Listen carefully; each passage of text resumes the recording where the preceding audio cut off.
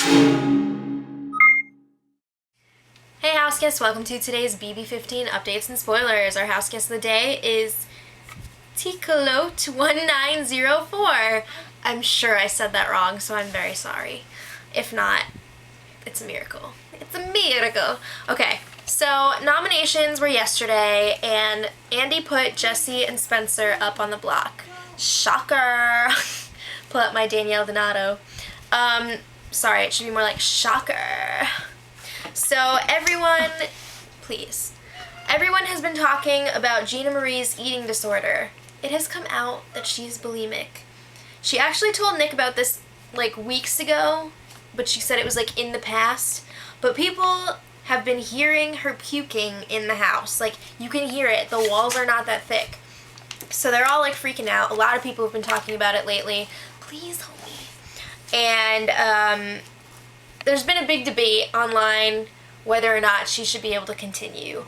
I obviously am not an advocate for eating disorders, but I don't think that she should be kicked out of the house for it. I think she should be kicked out because she's annoying, but stop. It's a disease, and you wouldn't kick someone out because, like, they have, I don't know, some other sort of disease. So, that's what I think about that. But I do think that Big Brother should try to help her, and they are. Because Gina Marie was like, yeah, all you Big Brother's making me talk to a psychiatrist. So, they have that going, so that's good. Alright, moving on.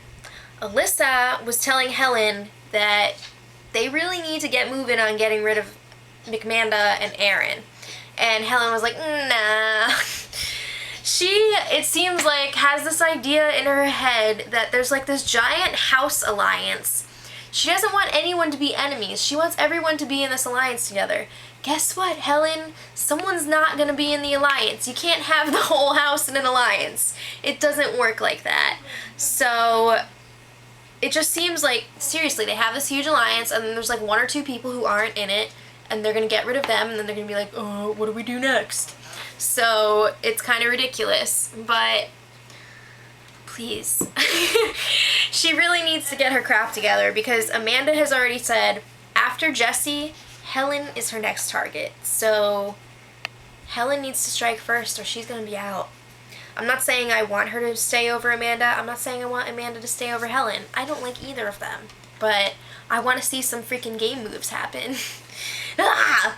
So, the Power Veto competition was today, and it was one of those, I believe, like, this is 5 gumballs. How many are here? And then you guess, and then you say if you're going to stay in that round or if you're going to fold.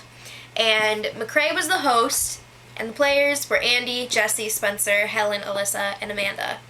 And it seems like it came down to Andy and Alyssa in the final round, and Alyssa folded, so Andy automatically won. This is interesting.